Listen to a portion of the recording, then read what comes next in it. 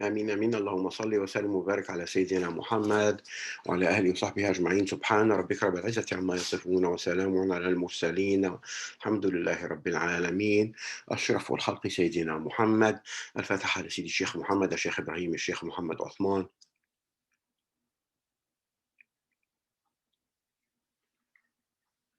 بسم الله الرحمن الرحيم والصلاة والسلام على سيدنا محمد وعلى آله وصحبه ومن والاه.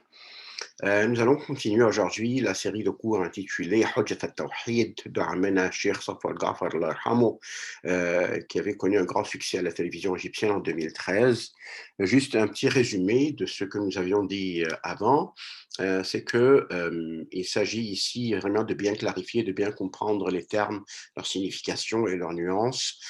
Et nous avions dit que déjà en partant, pour comprendre le cheminement spirituel, il est composé de trois éléments principaux. D'un côté, il y a un Dieu, et de l'autre côté, il y a un serviteur, et au milieu, il y a un lien qui les unit, qui est la religion. Ça vous a déjà été présenté. Le cours de la religion parfaite traite de ça. Peut-être que nous allons en parler un peu plus longuement plus tard. Aujourd'hui, nous allons parler de l'élément être humain, de l'élément serviteur, homme, être humain, homme avec grand H, évidemment, qui est un trois éléments qui composent la marche vers Allah ou le cheminement vers Allah. Nous allons commencer d'abord par comprendre, par clarifier la nuance linguistique du terme nafs, dans le sens de, souvent nous allons voir dans les textes religieux le terme nafs qui va renvoyer tout simplement au sens de être humain en tant que tel, quand le prophète Allah sallam qui dit « Je jure par celui qui tient le nafs de Mohammed entre ses mains », donc il s'agit ici clairement de son identité d'être humain, tandis que d'autre part, si Allah vous dit dans le Coran « Tuez donc vos anfos », alors ça serait mieux pour vous auprès de votre Créateur. Alors évidemment, ça c'est dans Surat al-Baqarah, le verset numéro 54. Évidemment, il ne s'agit pas ici d'une incitation au suicide collectif, mais de l'élimination de nos sept anfos, autrement dit de nos sept âmes ou des sept états de notre ego. Donc voilà ce qu'il faut très bien comprendre. Lorsqu'on parle de nafs dans le sens de âme ou de personne, d'être humain, ou on parle de nafs dans le sens des âmes que nous devons tuer ou de l'ego. Alors, pour bien comprendre l'être humain et de quoi il est fait, de quoi il est composé, cet être humain-là, il faut posséder certaines connaissances de base pour commencer, parce que comme un étudiant en médecine ne peut pas devenir médecin sans avoir suivi des cours d'anatomie ou de pharmacologie, par exemple. Alors, c'est pareil pour la religion. Pour bien la comprendre, il faut avoir des connaissances de base. Alors, nous considérons que l'être humain est composé de quatre parties principales, qui sont un corps, un cœur, une âme ou un esprit, ar-ruh, et une raison. Donc, al-jasad, al-qalb, ar-ruh, al-aql. Et nous allons les aborder une à une. Nous allons commencer d'abord par le corps. Nous allons voir tout ça en détail évidemment plus tard, mais nous allons commencer d'abord à vous donner les définitions de base de ça. Quand nous parlons du corps, nous parlons du moule externe, de l'extérieur de l'être humain. C'est quoi? C'est un mélange des 7 métaux de la terre auxquels on a ajouté de l'eau pour faire de l'argile. Ensuite, on lui a donné la consistance de la porcelaine et ensuite on a insufflé l'esprit dans ce mélange et ce mélange est devenu un être humain. Et l'application divine directe dans la création de Sayyidina Adam a pris fin à cette étape-là. Donc, jusque-là, c'est Allah subhanahu wa ta'ala qui est directement impliqué dans la création de cet être humain-là. Alors, pourquoi est-ce que nous sommes faits d'un mélange des 7 métaux en question? La réponse est dans une expression que nous utilisons souvent dans les pays arabes quand nous disons El Nes Ma'adin. Les gens sont faits de différents métaux. Alors, et vu que Sayyidina Adam est le successeur, le khalifa d'Allah sur terre, le lieutenant si l'on veut, que cette fonction de lieutenant exige de lui qu'il puisse pouvoir interagir avec toutes les personnalités, les différentes personnalités qui sont affectées par évidemment le métal dont la personne qui est prédominante dans la composition de chaque personne, évidemment. Alors, vu qu'il doit interagir avec les différents types de personnalités humaines, alors Sayyidina Adam a été façonné du mélange de tous les 7 métaux. Tandis que vous et moi, nous ne sommes pas faits comme ça, nous ne sommes faits qu'à partir un seul métal ou deux, tout au plus. Évidemment, l'anatomie détaillée du corps humain ne nous intéresse pas dans ce contexte. Ce qui nous intéresse, c'est uniquement la façon dont il a été façonné et dont les métaux qui le composent affectent la personnalité et la nature de chaque individu. Tabi'at al-insan. Ensuite, le cœur. Quand vous pensez au cœur, s'il vous plaît, ne pensez pas à l'organe qui bat dans votre poitrine et qui est responsable du bon fonctionnement de votre appareil circulatoire. Il ne s'agit pas du tout de ça. Il s'agit de l'espace intérieur qui existe à l'intérieur de chaque personne, son fort intérieur, si l'on veut.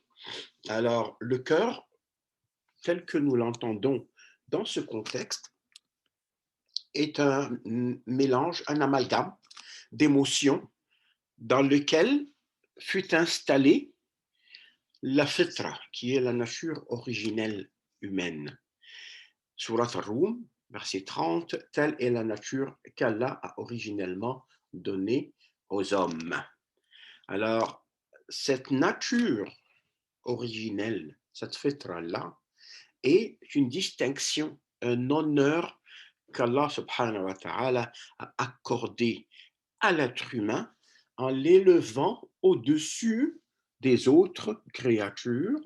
Certes, nous avons honoré le fils d'Adam, nous les avons transportés sur terre et sur mer, nous leur avons attribué de bonnes choses comme nourriture et nous les avons nettement préférés à plusieurs de nos créatures. Alors évidemment, ce n'est pas en leur donnant de la nourriture nécessairement parce que toutes les créatures se nourrissent. Alors, il doit y avoir une certaine distinction qui fait que l'être humain a été honoré par rapport ou vis-à-vis des autres créatures. Nous allons voir ça plus loin.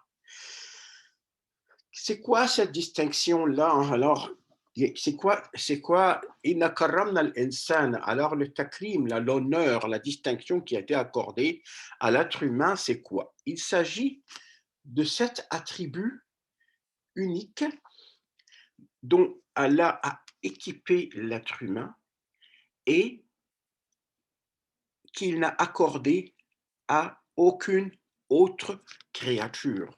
On appelle ça en arabe al-sifat al-rabbaniya, c'est-à-dire de Rabb, donc des attributs seigneuriaux, et parmi toutes les créatures, l'être humain est le seul à les avoir reçu. Maintenant, saura-t-il apprécier ce don? Saura-t-il en faire bon usage? Ça, c'est la question du jour. Alors, as-sifat al-rabbaniya, que sont-elles?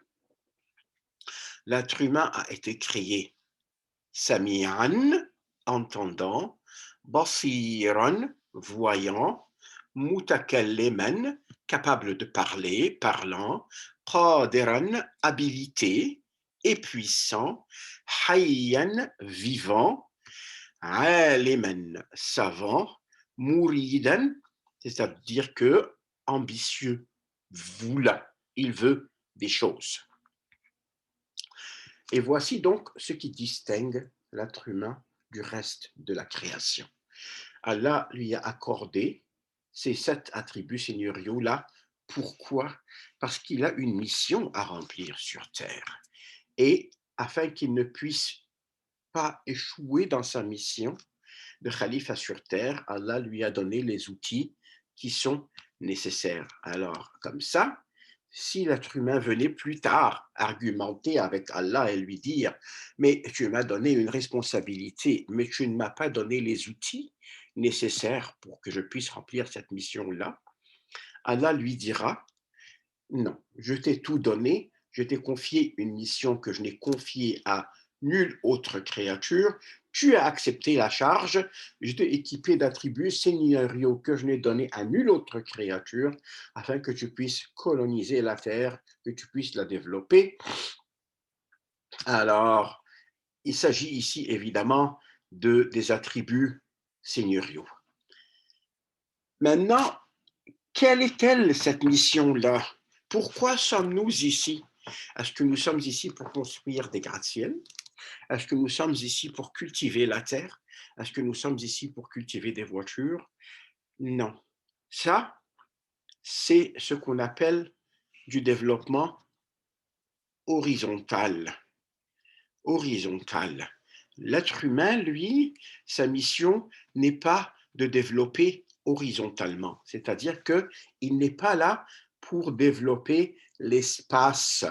Alors, ce n'est pas ta mission pour laquelle on t'a envoyé ici que de construire des gratte-ciels, parce que la termite est capable de construire un édifice qui est de loin plus complexe pour la termite que ce n'est pour l'être humain que de construire un gratte-ciel. Alors, ce n'est pas le développement de l'espace qui nous a été demandé. Nous, ce qu'on nous a demandé, c'est le meublement, le développement et la colonisation du temps. Alors, c'est ça qui fait toute la différence, parce que comme nous savons, ici, il y a de l'espace et il y a du temps. Les autres créatures ne savent pas et n'ont pas la responsabilité de développer le temps, tandis que nous avons la responsabilité de développer le temps. De développer le temps, ça veut dire quoi? Ça veut dire en faisant des activités en vue de la face de notre Seigneur, quelque chose qui va durer longtemps et qui va nous servir dans le futur. C'est ça la fonction de l'être humain. Alors, votre mission est de développer le temps, pas seulement de développer l'espace. Et évidemment, l'être humain finira toujours par mourir, n'est-ce pas? Alors, pour nous, la mort n'est pas un passage de l'existence au néant, mais un passage d'une vie à une autre. Alors, la mort est en fait exactement pareille à la naissance, mais elle est dans l'autre sens. C'est ça la différence. Donc, si à la naissance, nous passons du monde des esprits au monde des corps, alors la mort, nous quittons le monde des corps pour le barzakh, l'isme, et après l'isme, le paradis ou l'enfer. Mais la mort n'est pas une rupture totale avec cette vie, car l'envoyé d'Allah, alayhi salatu wassalam, a dit, quand le fils d'Adam meurt, son œuvre s'arrête. Son œuvre qui s'arrête, oui alors, mais ses sens continuent toujours à fonctionner. D'ailleurs, Allah a dit dans le Coran, nous ôtons ton voile, ta vue est aujourd'hui perçante. Merci beaucoup. Inch'Allah, dans le prochain enregistrement, nous allons poursuivre sur le même sujet de la composition de l'être humain. Assalamu alaikum wa rahmatullah.